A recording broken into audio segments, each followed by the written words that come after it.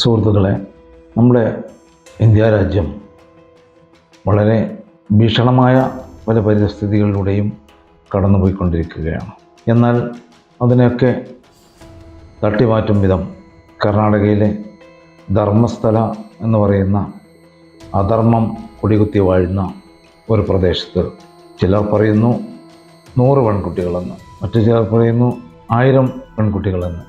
ഇങ്ങനെ കാണാതാവുകയും അവരെ കുറേ എണ്ണത്തിനെ കത്തിച്ചു കളയുകയും കുറേ ആളുകളെ ഒഴിച്ചുമൂടുകയും അങ്ങനെ പല രീതികളിൽ തെളിവുകൾ നശിപ്പിക്കുകയും, എന്നാൽ മിസ്സിംഗ് കേസ് ഹർജിയുമായി പോലീസ് സ്റ്റേഷനിൽ ചെന്നാൽ നീതി ലഭിക്കാതിരിക്കുക എന്നത് മാത്രമല്ല, ആട്ടിവിടുകയും ചെയ്യുന്ന, അതായത് ഒരു ക്ഷേത്രം, ആ ക്ഷേത്രത്തെ ചുറ്റിപ്പറ്റിയുള്ള ഒരു വമ്പൻ സംസ്കൃതി ടൂറിസ്റ്റ് കേന്ദ്രമാവുക, നിരവധി പ്രദേശങ്ങളിൽ നിന്ന് സംസ്ഥാനങ്ങളിൽ നിന്ന് ആളുകൾ ആരാധിക്കാൻ എത്തിച്ചേരുക, അവരെല്ലാം തന്നെ കാണിക്ക കൊടുക്കുക, അങ്ങനെയൊക്കെ വളർന്നു കഴിഞ്ഞിട്ടുള്ള വൻ സമ്പാദ്യമുള്ള ഒരു ക്ഷേത്രത്തെ ചുറ്റിപ്പറ്റിയാണ്, അതിൻ്റെ നടത്തിപ്പുകാരെയും ട്രസ്റ്റിനെയും ഒക്കെ ചുറ്റിപ്പറ്റിയാണ് ഇപ്പോൾ ആരോപണങ്ങൾ ഉയർന്നിട്ടുള്ളത്.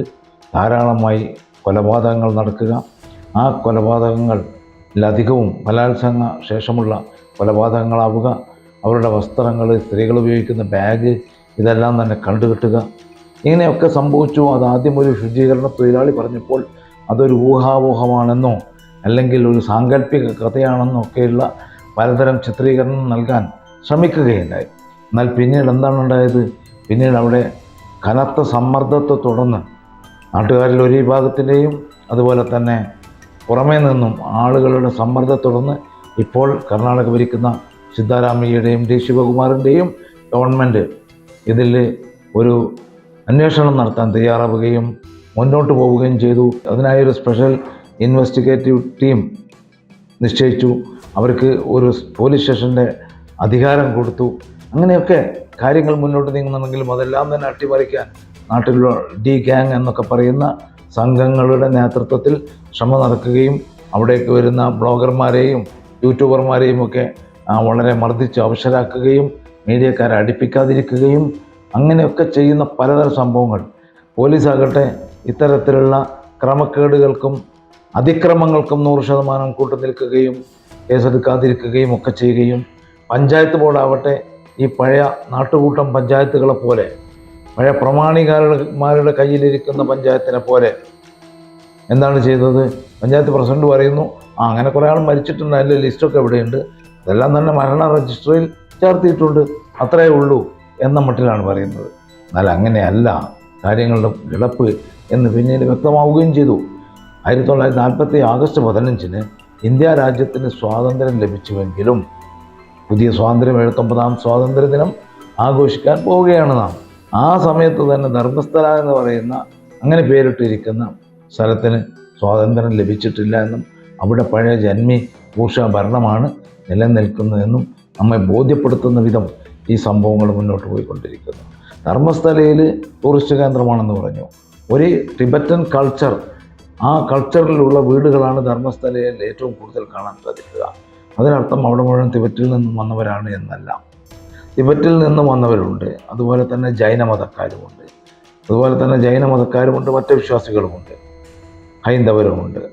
എന്നാൽ ഈ ക്ഷേത്ര നടത്തിപ്പുകാരിൽ നിന്ന്, ട്രസ്റ്റിൽ നിന്ന് വളരെ മോശമായ ഒരു ലോറി ഡ്രൈവറായിട്ടുള്ള ഹൈന്ദവ സഹോദരൻ തന്നെ നൽകിയിട്ടുള്ള മൊഴി, താൻ നഗ്നയായി ഒരു പെൺകുട്ടി ഓടി വരുന്നത് കണ്ടുവെന്നും അവർ എന്നോട് സഹായം ചോദിച്ചു, പക്ഷേ ആ കുട്ടിയെ സഹായിക്കാൻ, രക്ഷപ്പെടുത്താൻ തൻ്റെ പിന്നിൽ കാറിൽ വന്ന ഗുണ്ടകൾ അനുവദിച്ചില്ല എന്നുമാണ്.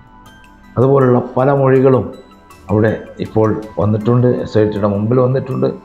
ഈ പ്രത്യേക അന്വേഷണത്തെ അട്ടിമറിക്കാനാണ് ഇപ്പോൾ ശ്രമിച്ചുകൊണ്ടിരിക്കുന്നത്. കേന്ദ്രത്തിൽ നിന്ന് മനുഷ്യാവകാശ കമ്മീഷൻ്റെ ആളുകൾ വന്ന് പരിശോധന തുടങ്ങി. ഇതെല്ലാം തന്നെ നേർവഴിക്ക് പോകാനാണ് എന്ന് വിശ്വസിക്കാൻ പ്രയാസമാണ്. ഈ അന്വേഷണം അട്ടിമറിക്കാനുള്ള കാരണം രാജ്യത്തിന് മുമ്പിൽ കാണാതായ എത്രയധികം ഇന്ത്യയിലുള്ള ആയിരക്കണക്കിന് പെൺകുട്ടികളുടെ ഒരു വിവരം ഇവിടെ നിന്ന് ലഭിക്കും എന്ന് വന്നിരിക്കുന്നു. അതുകൊണ്ട് ഇത് അട്ടിമറിക്കാനുള്ള ശ്രമങ്ങൾ ശക്തമായി തന്നെ ഒരു ഭാഗത്ത് നടക്കുന്നുണ്ട്. പക്ഷേ ഇത്രയൊക്കെ ആയിട്ടും ഈ ഇന്ത്യയിലെ ജനങ്ങൾ ഇന്ത്യയിലെ സാമാന്യ ജനങ്ങൾ എന്തുകൊണ്ട് സടകുടഞ്ഞെഴുന്നേൽക്കുന്നില്ല? എന്തുകൊണ്ട് ശബ്ദമുയർത്തുന്നില്ല? എന്തുകൊണ്ട് ചോദ്യം ചെയ്യുന്നില്ല? എന്തുകൊണ്ട് ഇതിനെതിരെ ഒരു പ്രക്ഷോഭം ഉണ്ടാകുന്നില്ല? എന്തുകൊണ്ട് തുറന്നു പറച്ചിലുകൾ ഇവിടെ നിസ്സാരമായി അവഗണിക്കപ്പെട്ടു പോകുന്നു എന്നുള്ള ഒരു ചിന്ത നമുക്കൊക്കെ ഉണ്ടായാൽ വളരെ നന്ന്, ഭാവിയിലേക്ക് അത് വളരെ പ്രയോജനം ചെയ്യും എന്ന് മാത്രം പറഞ്ഞുകൊള്ളട്ടെ.